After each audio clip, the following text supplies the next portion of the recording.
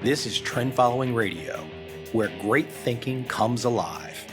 Nobel Prize winners, legendary traders, best-selling authors, and the pros that know what drive us irrational human beings. I am your host, Michael Coveil. Not filtered, raw, honest. That's my passion.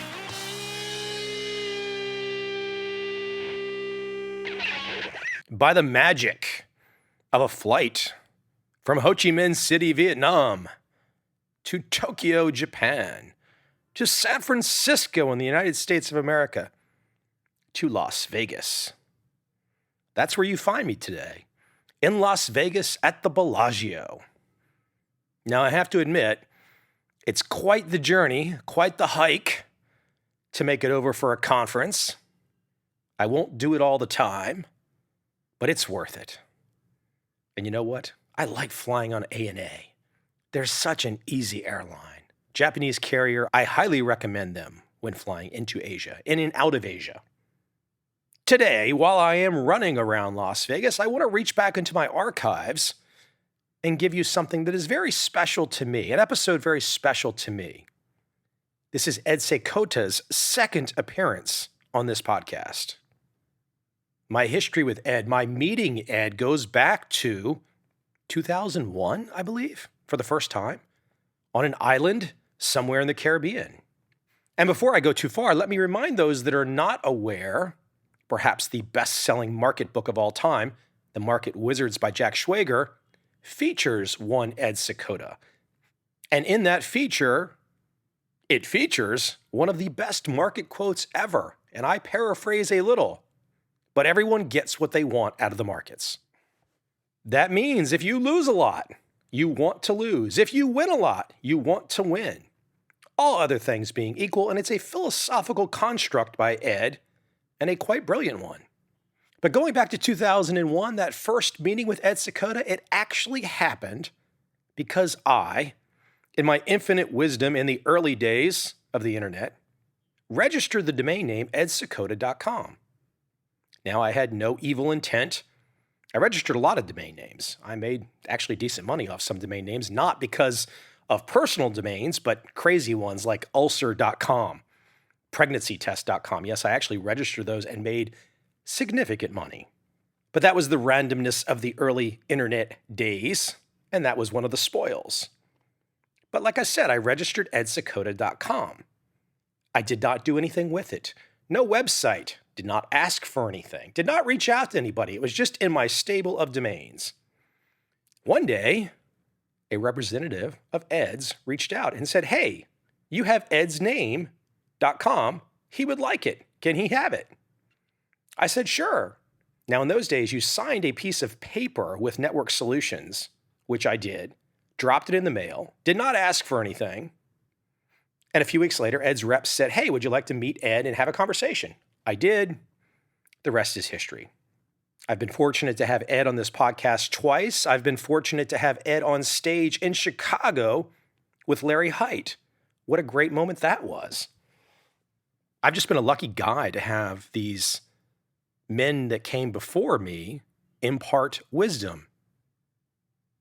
And I think we're all lucky that someone like Ed gives back, because it's timeless stuff. I mean, you could have the guys out there that want to talk about some daily tick, some kind of nonsense, whatever. That's not the point. That's not where Ed goes. Ed goes to the big picture, the big philosophical construct that you must have to be successful in the markets or life. So it's just so damn random how life can be. Take a crazy little action like registering a domain name and then becoming friends with Ed Sekota. Now look, that particular angle, it will not work for you today in 2018. Not going to happen. You're going to have to do something else. You're going to have to be clever or interesting to reach out and meet with the people that you want to meet with. But it's doable. And it's worth it. And I think you can tell by the episode that I'm going to play right now, it's been really worth it for me. I hope you enjoy this conversation, this rebroadcast conversation with Ed Sekota.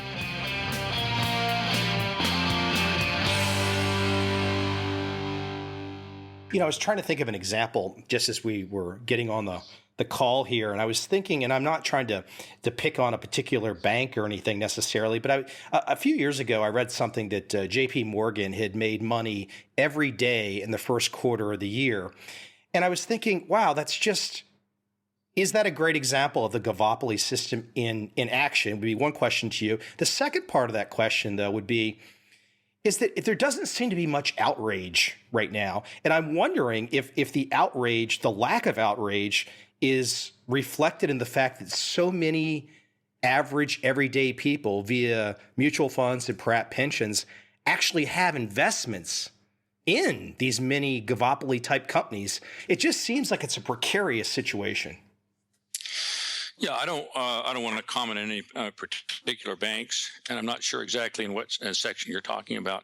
But it's everywhere you look, everywhere there's a regulation, and there's a Gavopoly system at work, and the outrage, as you say, the outrage doesn't really occur because as the system grows, more and more people have an investment in it, and as you stop competition within a economy, the whole economy itself becomes less competitive. And we're certainly seeing that show up in our relationships with other countries, where particularly China and other countries, India and so forth, we're not competitive. The whole economy, our economy is not competitive because we don't allow ourselves to compete with one another anymore. And so we're not competitive with other countries. I think to add to that point on the other countries, I see it being in Asia right now. It seems like that in Asia, you can build an 80-story office tower faster than sometimes perhaps you can install a fence in America. Yeah, yeah, that's right. Trying to do anything in the United States requires enormous amount of regulatory effort, and the companies have to maintain whole staffs just to comply with regulations, and all of that has got to get paid for somewhere. So they've got to eventually get to raise prices, and we're not competitive. So it's and I'm not saying any of this is bad or wrong or should be changed. In my book, I don't say that there's anything wrong. I'm just looking at how does the engine work. How does this work, and how do we explain what we've got? And I'm not trying to change anything. I'm just saying, well, this is how it works, and I need to know how it works because, as your audience does, and so do I, we try to trade, and we want to understand as best we can what's going on. So my point is not to change anything. I'm not a politician, and I'm not running for office or anything. I'm not promising any changes, or I don't have any formula for change. I'm saying this is what's happening, and you might as well take this into your personal calculus when you're playing the markets. Well, you make a great point because you're talking to a guy that unfortunately grew up in the Washington, D.C. area, so I had to listen to too much politics. And I think there's a great video on the internet with Ray Dalio talking about the economic machine. And I think you're doing something similar, but it's your take, your research, and you're saying, hey, look, this is the machine that I see. This is the economy as I see it. And I'm not trying to give you a value judgment on it, but by all known facts and my research, the evidence lays out, this is what's happening. Yeah, and Dalio has a wonderful video out there, and he's talking about how the economy works. Basically, his analysis, the supposition he has, we have a free economy, and those kinds of things work in a free economy. But since 1913, when we had the Fed, you'll see the free economy isn't really free to function anymore. And if you look at long-term charts up till 1913, before 1913, when we had the Fed, we had a fairly stable economy. We had blips, ups and downs, and so forth. But since the Fed's come along, it's enabled the Gavopoly system to put an effective tax rate on citizens and spend money in excess of what they can tax. There used to be a limit to government growth in the Gavopoly system. That limit was that they would have to tax people in order to fund the government. But they don't have to do that anymore. They can go to the Fed and they can get however the mechanism works, however you want to explain the mechanism. They can either, you can say they can print up money or get a line of credit or whatever. Basically, they can spend money before they tax.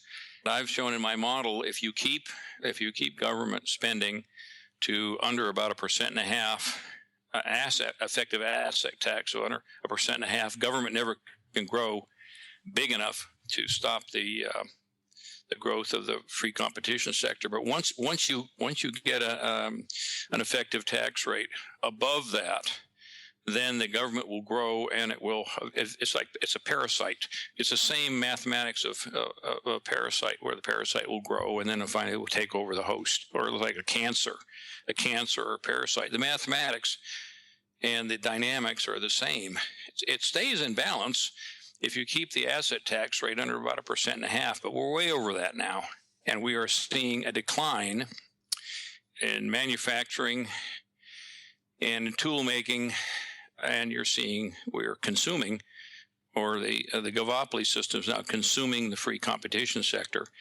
And when we run out of a free competition sector, which is imminent in my opinion, then we have a whole different economy, where you have the Gavopoly system trying to manage the free competition sector, and it can't do that. It doesn't know how to do that. It's not set up to do that. It's set up to take and exploit. It's not set up to create and innovate. And so we're headed towards an economy in which we have basically a controlled economy, less freedom. I'm not suggesting this is going to change. I'm suggesting you've got to start admitting that's what's happening, and you got to cope with it. You have to cope with it in your decision making, and there are ways to cope with it.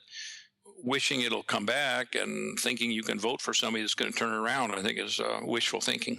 Let me take a step back, Ed. I want to kind of take a step back for a second, let you talk a little bit about some historical perspectives, your own in particular. And one of the things that I've always loved about you, and we're going to get back on the Gavopoly conversation and kind of take it to its natural ending and some of the solutions that you see, since if we're being faced with this Gavopoly situation, you do see some clear solutions, or at least some directions that people can go. There's no perfection for sure, but I think one of the things I don't think there's a solution for the economy. I don't think there's a problem. This is just what it does. I think there are some things that people can do as individuals to cope with it as it evolves and changes, but I'm certainly not suggesting a change in the economy. I think this is just what it does. There's nothing to fix. This is what it does. Just like people, they get born, they grow, they mature, and then they die. That's the way it happens. And so you just have to learn to cope with things. Well, you just made my point for where I wanted to go, which is, and correcting me on language. One of the things that I've always learned from you and admired from you is the clear thinking. And I always, when I try to respond to people, if I'm doing an interview or something in an online forum, I try to stay clear. I try to be as objective as I can. You are exceptionally good at this, and especially when people look at your writings, they can see it's very, very clear. How did you start to have this type of clear thinking as an individual, or was this something that you felt always as a young man, and it's been with you your whole life? How did you develop this way to look at the world clearly? Well, thank you. It's a struggle for me.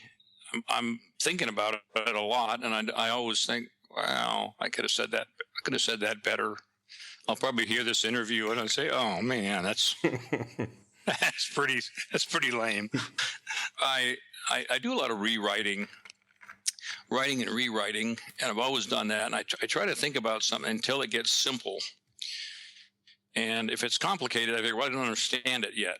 So one of the things I do is I just think about things till they get simple. And then they're easy to explain, and then they're pretty clear. And I've had some mentors in my life that have been sticklers. Jay Forrester, for one, absolutely unforgiving about any misuse of English or anything. Any equations, they ought to be annotated, and the units of measure had to match, and you just couldn't get away with anything. And so I developed that. I just developed that habit. I've developed this to such an extent that I have a language that goes with it, SVOP, which subject, verb, object, keep it in the present tense. That's a way that helps sort it out if I find myself straying from that grammatical convention. I figure I don't understand something. Anything that's clear fits into that linguistic format. So I'm on this, and I enjoy it. It's just I probably take it to extreme. It's not it's not a good strategy socially. Socially, people are very metaphoric, and they're very inaccurate, and they just say what they feel, and you've got to decipher their feelings and so forth. So I don't recommend this as a social method, but as far as thinking and trying to get logical answers, it's pretty good. I was wondering maybe if you would go a little bit further on Jay Forrester. And for those that don't know, very well-known MIT professor, systems dynamics. And I think Jay is still with us. He's like 96, I think. Yeah. Yeah. And prior to publishing my book, I went and visited with him, and I included him, some things on him in the book. Amazing person. He, at one point, held a patent on the core memory for computers, enabling some of the first of the world in computer. He was behind that. He was inventor of the radar positioning system, which was a servo control mechanism. And then he went on and applied servo control thinking to business situations and developed a modeling language, invented the whole field of system dynamics. To really understand how systems work, I think requires a lot of training.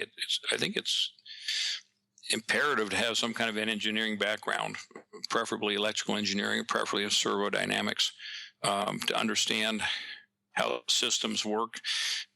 So there's a whole field, and he pioneered it, and this is an amazing guy. I'm working on a project right now, and I was reading a couple of his white papers recently, and it's I can see how he influenced you on the clear thinking, because his white papers are just crystal clear. It's fun to read them because it's just there's no beating around the bush. It's all just direct. And it's understandable too. It's not an academic treatise. It's something that you can sit down and start to digest. He would go to conferences on economics, and there would be a panel, and then they would have comments, and he would point out that a certain speaker in his speech had contradicted himself several times. And he would listen. He would really listen to what people say, and he would think about it. And then if it wasn't accurate, he wasn't shy about saying so.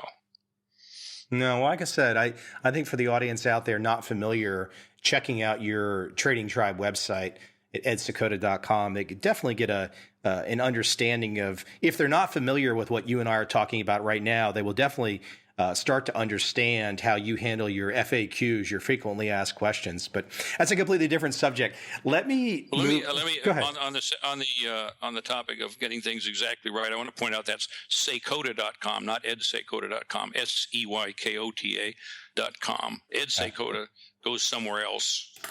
Yeah, and so do I, but the website is Sakota.com.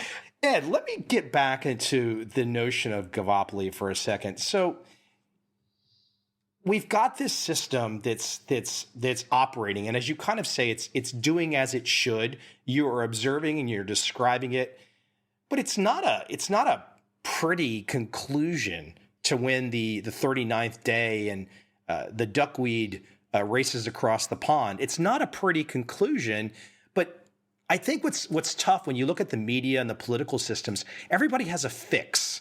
If you vote for me, I can fix it. I've got this platform.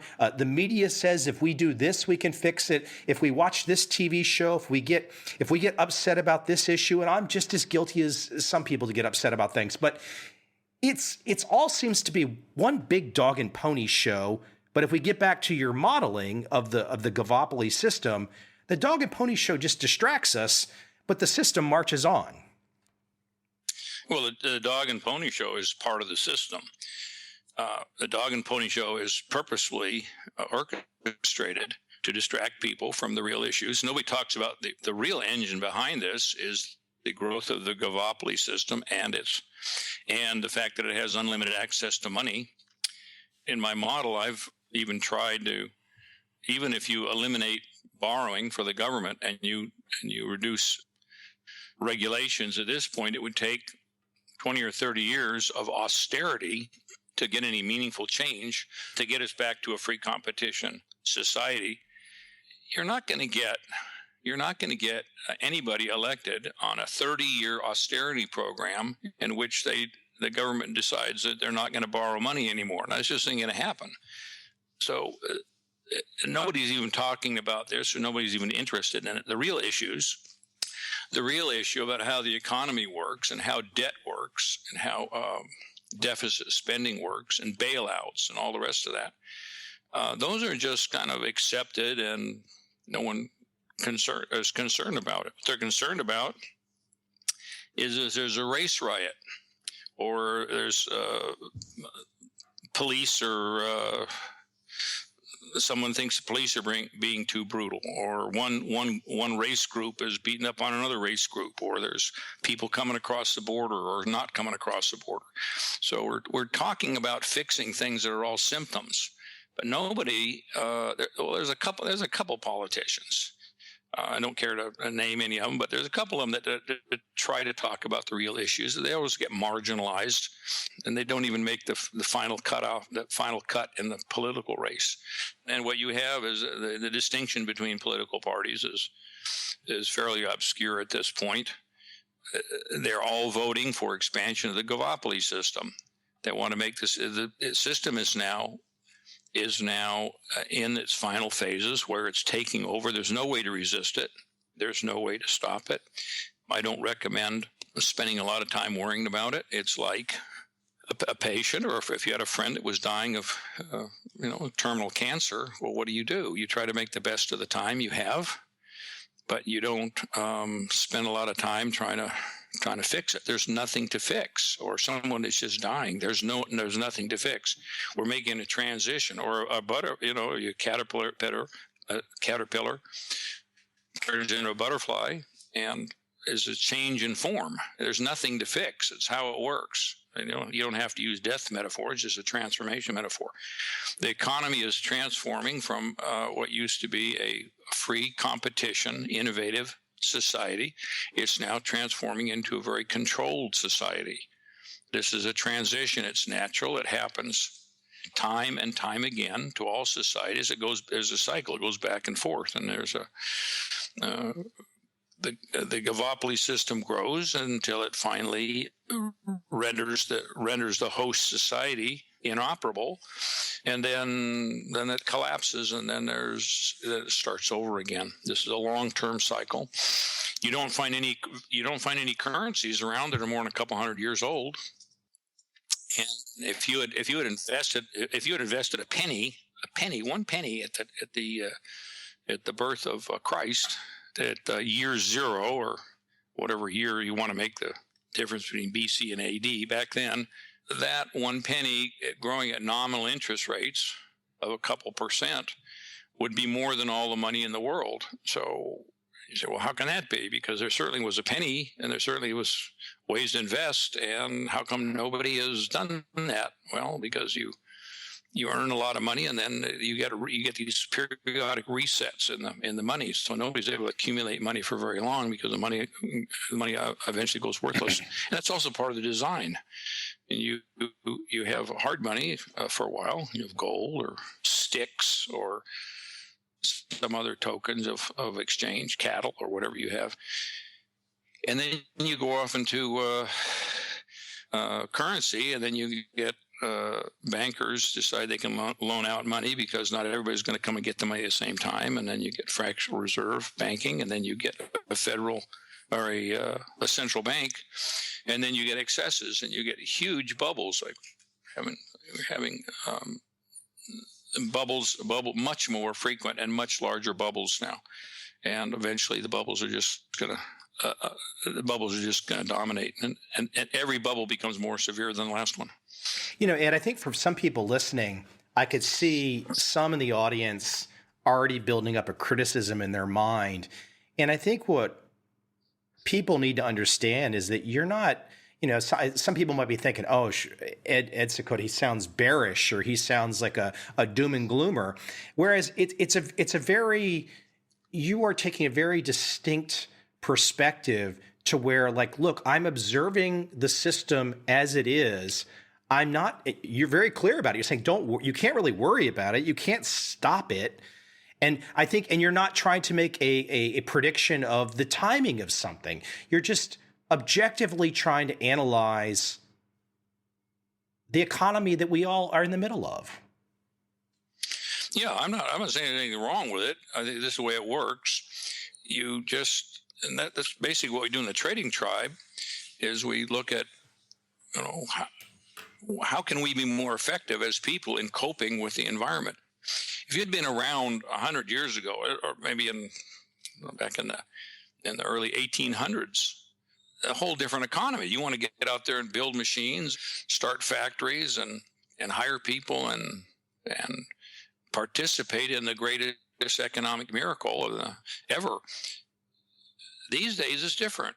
It's a different, and there certainly are pockets of innovation. There are very bright people coming up with whole new industries. And you got drones flying around that we didn't have before, and lots of advances. So there certainly are people innovating, but by and large, a lot of people are out of work, and you have a huge dependent class, and you have a huge amount of moral hazard in the economic system, and you have a disconnect between our governance and people. People don't even believe what the politicians are telling them anymore. So you have a whole different economy and a whole different society, and it's just part of the evolution.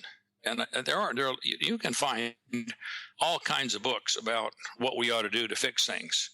I don't think there's anything to fix. I think it's just how it works. And there's always people that think we should fix things. It's one of the symptoms of this transition we're going through, is there's people that want to, go out there in the fall and pick up the leaves and glue them back on the trees because they liked it better in the spring when the leaves were green and on the trees.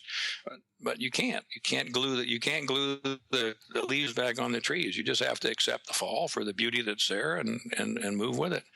So that's what we do in the trading tribe, is we try to, what can we do with our own attitudes and our own responses to cope with whatever the flow is, not try to change things, pretend they're different. What can we do to go with the flow? In other words, to use trend following in our own personal lives. I know you look at trend following from not only from a trading perspective, but your own life perspective. Yeah, and I think if you're going to really be a trend follower, you're going to have a lot of trouble limiting it to one area, because let's say you have a trend following system. You say, well, okay, I'm gonna have a diversified portfolio, a trend following portfolio. So I'm going to free myself up from emotions. Emotions have always been the big problem here. So I'm going to have a diversified trend following portfolio, or I'm going to invest in somebody else's portfolio, and that's going to fix this emotional problem. And then what happens? Well, their investment or their portfolio goes up and down. And then I've got emotional problems with that. So you don't really fix your emotions by having a system. What you do is you just move them upstream. You move them upstream instead of, you have constituents within the portfolio that used to bother you and they went up and down.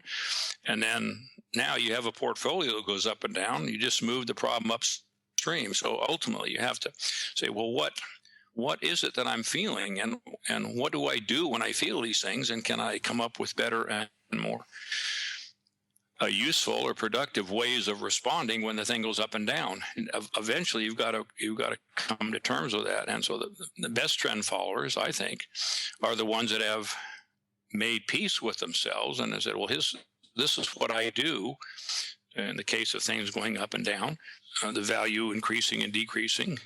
This is how I behave, and this is how I act. And of course, as you know, there are all kinds of things you can do when things go up. Some people, when something goes up, they sell them.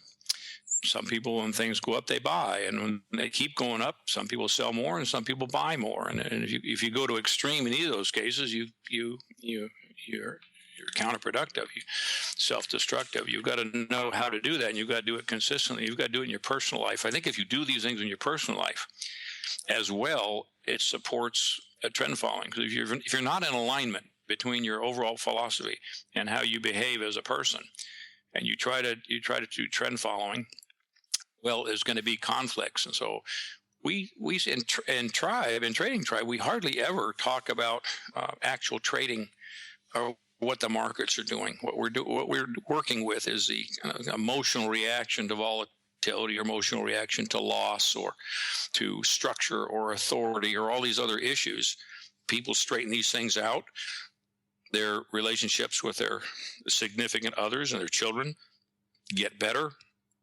They report more satisfaction in all areas of life. And incidentally, their trading is getting better, and they don't quite know how that happened, but it's just that they've turned into a person that now can cope with uncertainty, and can cope with volatility, and they couldn't do it before. And you can't, in my opinion, you can't take a system and use that to medicate your feelings. You've got to get your feelings. Some people say, well, I'm just going to suppress my feelings, a stiff upper lip approach, or grin and bear it, or clench your teeth and hope for the best. I tend to go the other way. You try to say, what's the positive intention of these feelings? Celebrate them, find out the positive intention, and as soon as you do that, the feeling disappears and you go on to the next feeling. So I'm more of the go with the flow on the feelings as well. So there's a lot of different approaches. But by now, after we've been doing this a couple decades, we're developing a body of knowledge of how to do this, and to what extent can we actually reprogram response patterns. We're getting pretty good at this. As we've got, and you can follow what we're doing. I put it all on the blog at Trading Tribe, at tradingtribe.com. All this is free if people want to go on there and look at it. And we're documenting the growth of all kinds of people who are using this technology, and it seems to be, to the extent they use it, it seems to be working pretty well for them.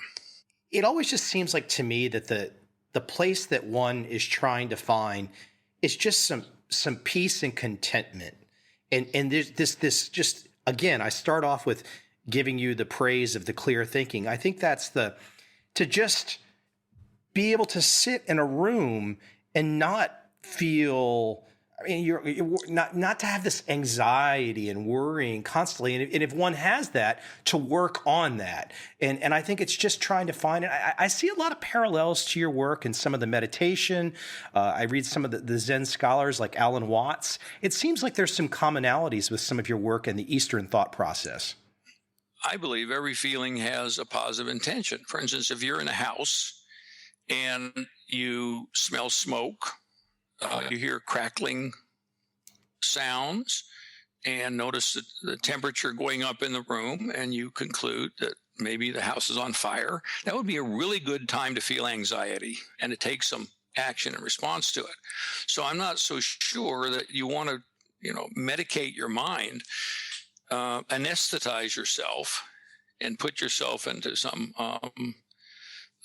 meditative state where you don't respond. That's not really what I'm saying. I think you want to notice the feeling you're having in the moment and act appropriately. And you want to learn the difference between medicating a feeling and responding to it proactively.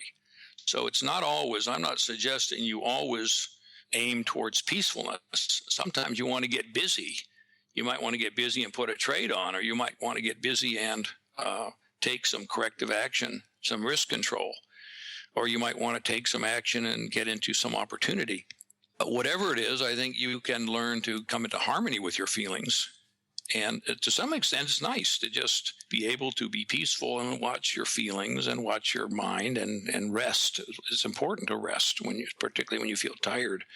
But I don't recommend using either Trading Tribe technology, which I call TTP, Trading Tribe process, using that or anything else for medicinal purposes, like a drug or alcohol or a sedative. You have to watch out. There's a difference between using any of these technologies as a sedative, and I don't think any of the Zen masters really recommend blissing out and staying there permanently. I think they want to be responsive and proactive to whatever feeling arises in the moment. I love the constant learning. What's the better way to handle expressing oneself? What's the better way there's always a better way to do it, right? Well, I think so. I think I try. We're here in the moment, and I'm learning something. Learning something from you, and I'm trying to be responsive. And I'll think about this later, and I'll say, "Oh man, and now I really could have said that better." But that's how life is. I do the best I can in the moment, and then go back and maybe do it differently next time, and try to learn.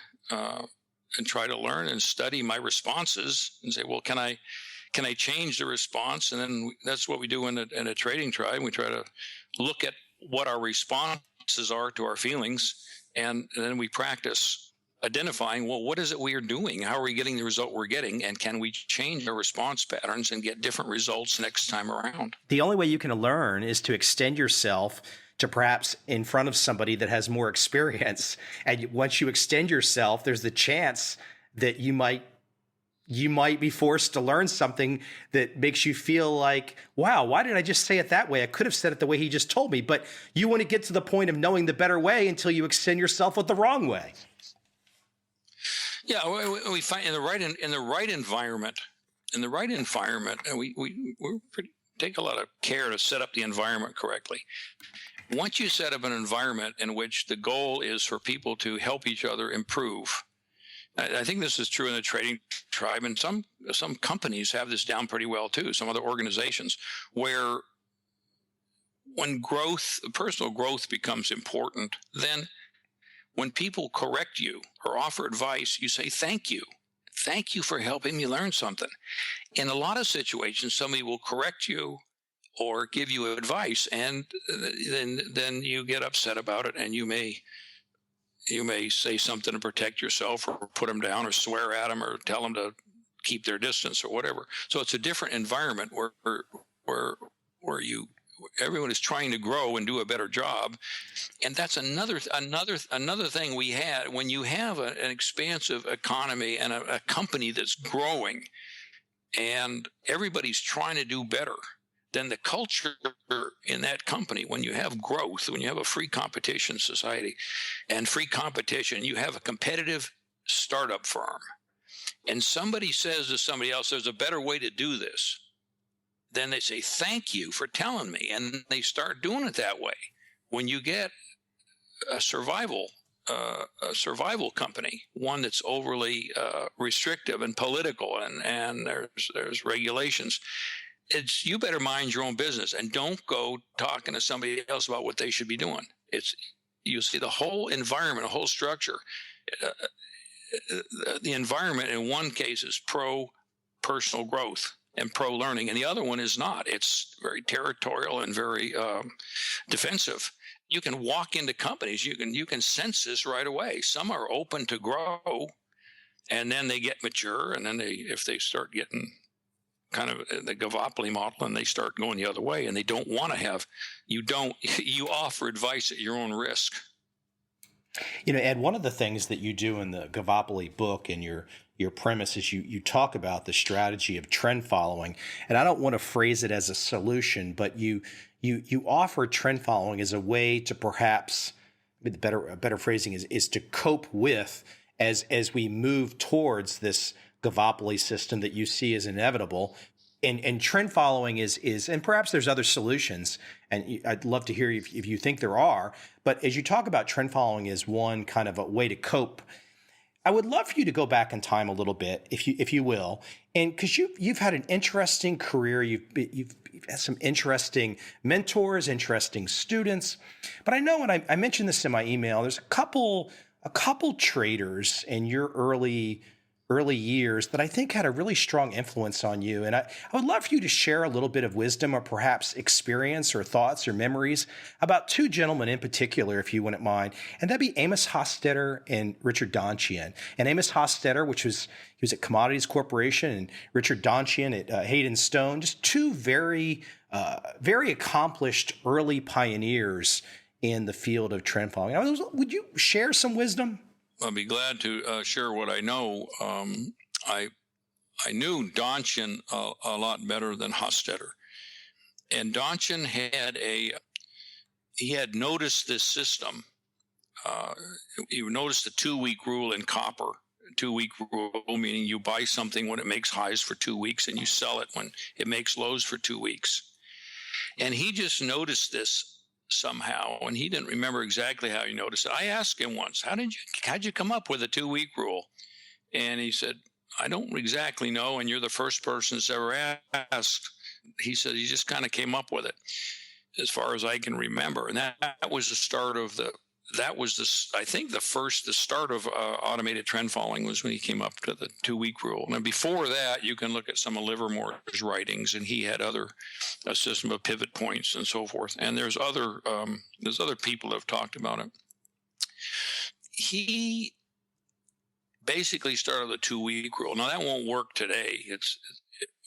Back then you didn't have, you had a little different character of the markets. And the 2-week rule used to work in copper. And then we found that you had to lengthen those, and maybe you make the weeks longer, 6 weeks or sometimes now they've got 30 or 40, 50 weeks or much more than that.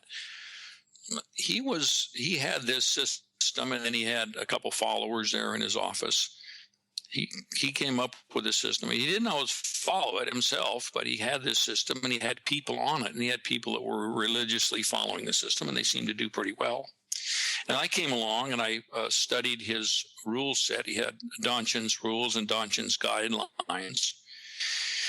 And about that time, we had computers were starting to become within reach of people to use them. Although they didn't have personal computers, they did have mainframes at some companies. And I got, if you can believe this, I got to go into the major brokerage house at the time on the weekend, and I had access to their mainframe computers that they used to run the company. And I was in there, and there was a security guard, and there was me, and I had access to the complete computer base of the whole company. And I was just using it to do computer testing. Were you pinching yourself at that time? No, I thought it was just normal. I said, well, I want to do this research, and they said, okay. And in those days, nobody ever thought about anybody trying to go in there and do anything nefarious. I was just in there doing research. No one would even, in those days, you wouldn't even think about something like that. But these days, you couldn't get anywhere close to the inner workings of a brokerage house. These days, you couldn't do it. But in those days, I did the computer testing on the mainframe computer of the brokerage house, and all of their discs and all their history and everything. They were just sitting around in this big room. It was a huge room, and all these mainframe computers and the big tape drives and so forth. It was this, now you can get probably all the computational power in that whole room. Probably you got more computational power in your cell phone now. In those days, that was quite the thing. So I would run back tests, and I would do a back test that you could do now in probably a second or two. It would take half hour, 45 minutes to do one set of tests. And I was using punch cards, and it was a different era back then. Did you find it unusual, or what were your feelings at the time? Because there weren't a huge number of peers that you could bounce ideas off. I mean, you said you knew Dick Donchin, but there wasn't this. I mean, today there's a much wider network, and people are connected on the internet. They can reach out to you at FAQs, but there was no FAQs for you back then. No, and I took Donchin's work, and he had a letter that he would publish every week. He would publish a letter which would have his rules on it, and it would also have a kind of a model account, and you could follow along. And the idea was you would follow along, and you would place your orders with him. I guess that was the way that was supposed to work. So I tested his rules, and I came back and said, well, the rules internally are not consistent. The rules you can't program all these rules at the same time because they conflict with each other. So I started taking rule sets that were non-conflicting, and I tried to tune it up and see, well, here's what we can do. And I would try different experiments with the rules, and I would check it with some brokers and traders in the office. And a lot of times I say, well, I'm going to change this. I'm going to make the system less responsive, so the market has to go up more before you start to buy it. So make the time constants longer. And people would say, well, that's going to make it more risky because your stop's going to be further away. and then we would test it, and we would get the exact opposite result. So all these things were very counterintuitive. I did some of the first testing, and you're right, there wasn't any other standard. Now I've got this on my website. If you or your listeners want to go on the website and replicate some of these tests to learn how to do it, I've got it on there, and there's a template, and you can do it on your Excel spreadsheet or whatever. And then enough people have done it so they all get the same result to the penny. So I'm pretty confident I've got the right answer up there. But in those days, no, there wasn't anybody else. I was just curious, and I said, well, how does this work? And Donchen had set it up as a system. I said, well, okay, I'm going to simulate it. I'll go back in the computer and see if I get the same results that Donchen's getting, and I'll try to set up a diversified portfolio. And we did that, and the company I was with marketed it for a while, and we had a diversified portfolio, and it was all run on computer by a service bureau. I had a service bureau, and we would enter the data every day and then get the result, and then we would put the orders in. But the company couldn't stick to it. The company I was with couldn't stick to it. And they also couldn't resist the temptation of trying to get the customers to trade more often than the system wanted them to trade. The problem with the system was it worked, and it made money for the clients. But the problem was it made far less money for the brokerage house, because they were used to day traders, and they were used to people coming in and lasting a few months and then losing their money and moving on and doing something else. And so that's the way the brokerage house set up. People would come in and try to trade, lose their money, and leave. And here was something else. They would come in, and they didn't believe they were going to stay. And they said, well, commissions are like a tenth of what they used to be. They're staying with positions.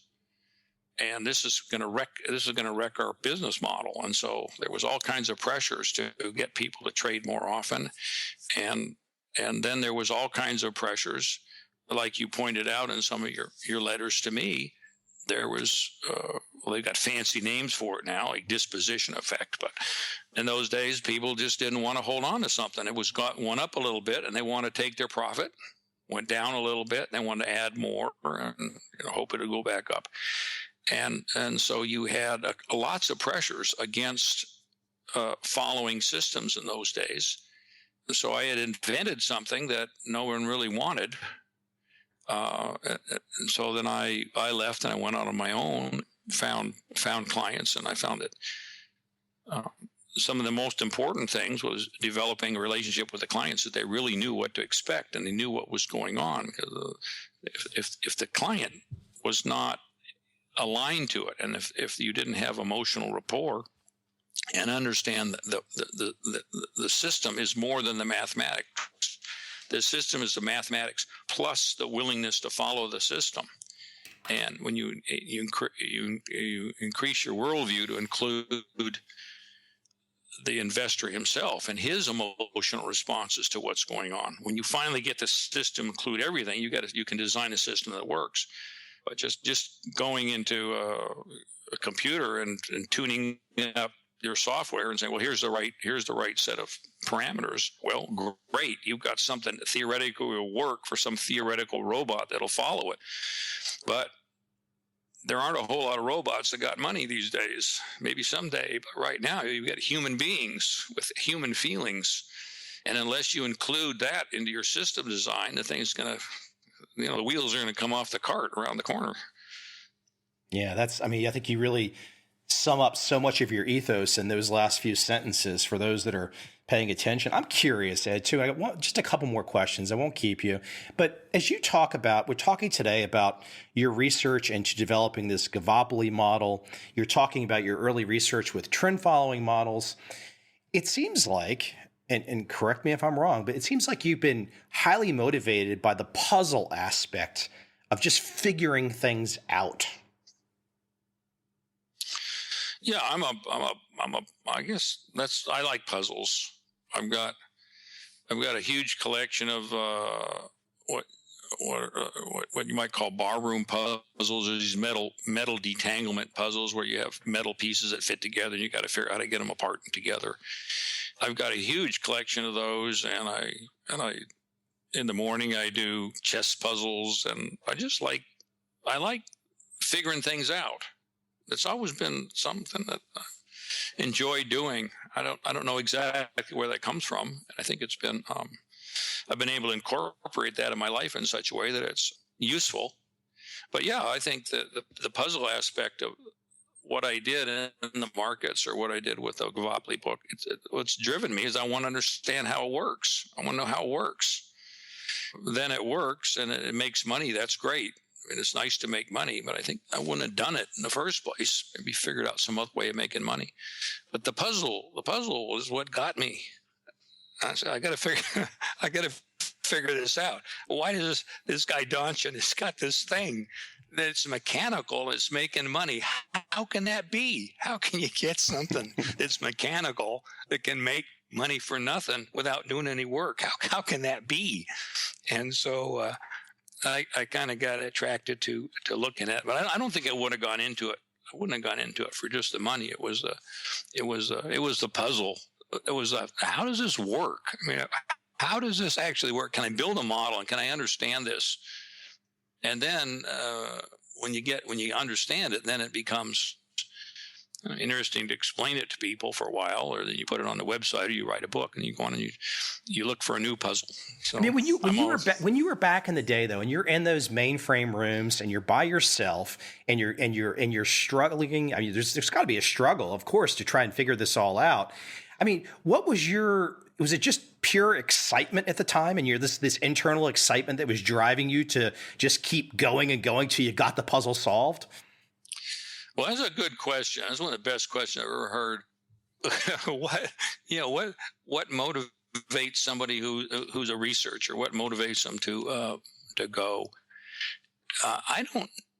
You say, well, is it the pleasure of the puzzle, or is it the discomfort and not knowing? I think it's deeper than that. It's just, that's what I do.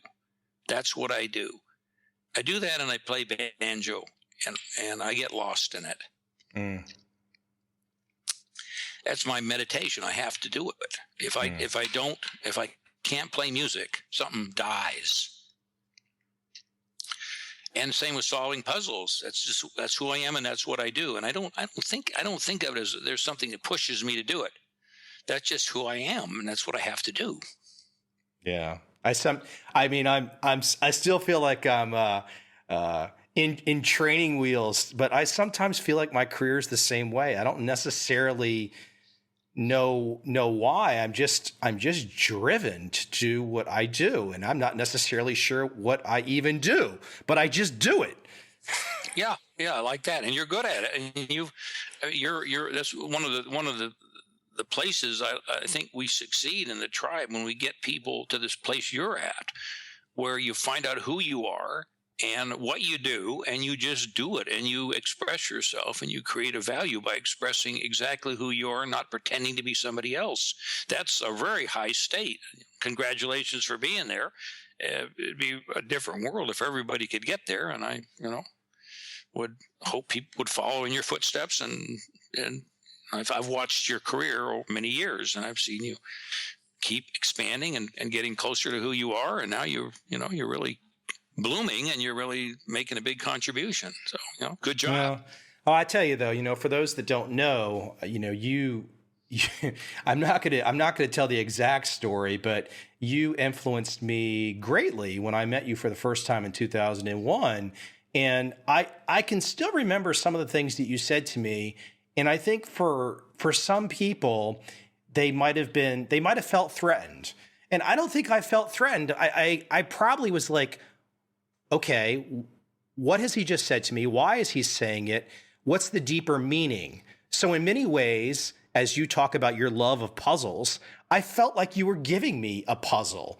Michael, you might want to consider this. Ba, ba, ba, ba, ba, ba. And so then, of course, I just considered that. And you didn't give specific instructions. You gave some big picture insights. And I think that's probably how you like to be. I think you just want to see if there's more puzzle finders out there. Yeah. And like you're open. You wanted to do something. You wanted to go somewhere. You were like on a growth path, and then you viewed ideas from me and other people, and you've surrounded yourself with an amazing group of people who have amazing amount of ability and knowledge and wisdom and resources. You surrounded yourself with one of the most advanced group of mentors I think is possible. You just like to do that. So I think you had an attraction. You attracted people like that, and then you enjoyed hearing what they have to say. The people that are on your podcast, people in your life, all are people with strong opinions, all people that make you think and make you grow. And you just have some kind of a affinity for people like that. And that's part of what makes you good at what you do. Well, if they keep talking to me, I should keep talking to them. That seems like a good rule. If really smart people will agree to talk to me, I should probably talk to them, because then I wouldn't be that smart. Well, I mean, it seems to be working. It seems to be working. Well, listen, hey, you are. I've kept you for too long. Hopefully, you will get on and have some conversations more regularly. I think I think you could appreciate. I'm sure you feel this, that the flow of our conversation, because we haven't really caught up on the phone for a long time. You can feel the flow improve as the conversation goes on, which is fun. So yeah. It takes a while to get into it, and then it takes a while to turn it off again. So it's time to turn it off now. So, hey, listen, Ed, I appreciate you taking the time. Everybody can make it to Seykota.com, SEYKOTA.com, correct? That's right. Yeah. Okay. Yeah. Thank you, sir. Thank you for making me think, and I enjoy listening to you and talking to you. You always make me think, and I appreciate it. Well, thank you, Ed. You always make me think as well. Appreciate it. Thanks, sir.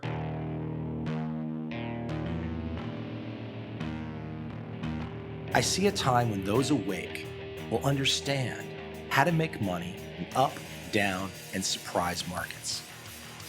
Whether new trader or experienced, college student or financial advisor, protecting against a crash or just trying to make a lot of money, trend following offers everyone an answer in uncertain times. To get started immediately, send me an email, michael@covel.com. I will send you the right trend following steps to take along with my free video. But if you want to buy and hold, trust the government and trust Wall Street, this is absolutely not for you.